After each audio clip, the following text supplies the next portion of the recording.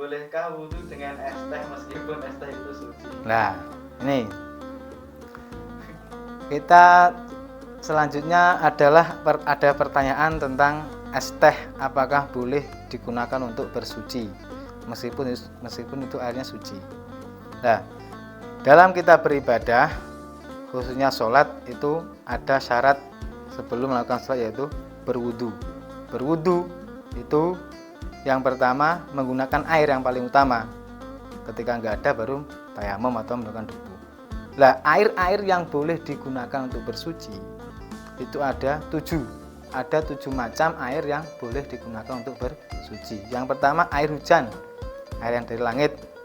Air laut, biasanya air asin itu, air laut. Kemudian air sungai, kemudian nomor 4 air sumur, nomor 5 mata air atau sumberan, nomor 6 air es. Jadi air es yang mencair, salju sampai kumpulkan dalam ember itu mencair, itu boleh digunakan untuk bersuci. Yang ketujuh air embun, itu ketika biasanya sebelum subuh itu banyak sekali air embun di atas daun-daun.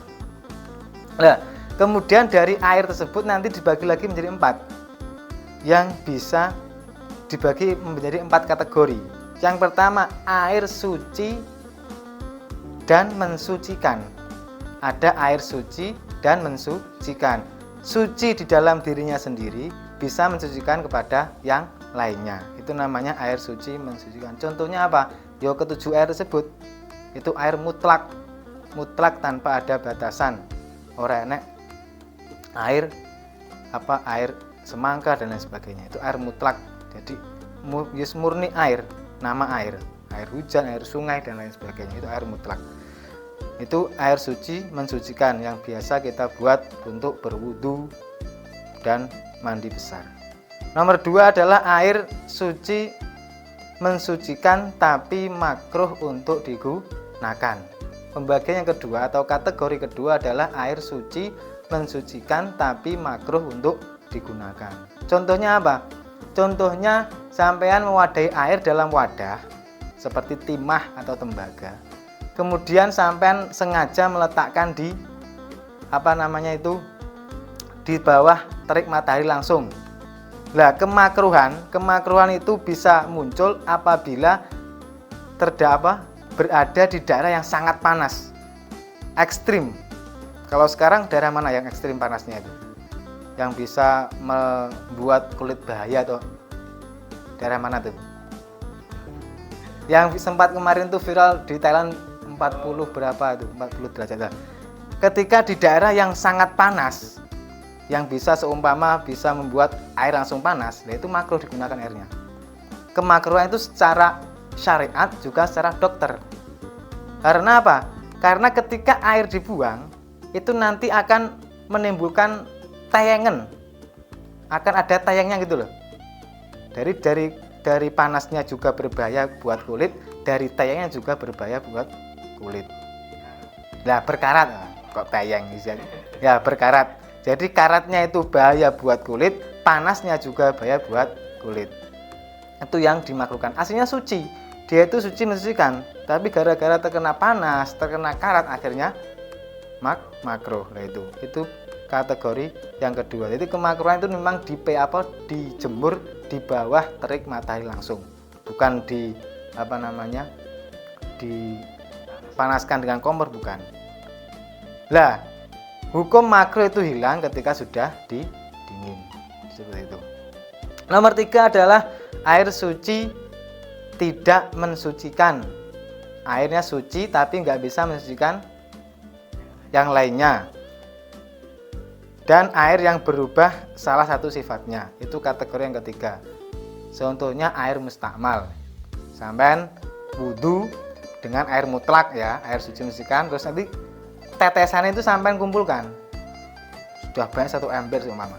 Lah, itu suci, airnya suci. Tapi nggak bisa lagi buat untuk bersuci. Nah, itu namanya air mustakmal, air yang sudah digunakan. Atau air yang berubah salah satu sifatnya. Ya seumpama sampai buat mandi besar kan sudah bercampur dengan kulit sampean.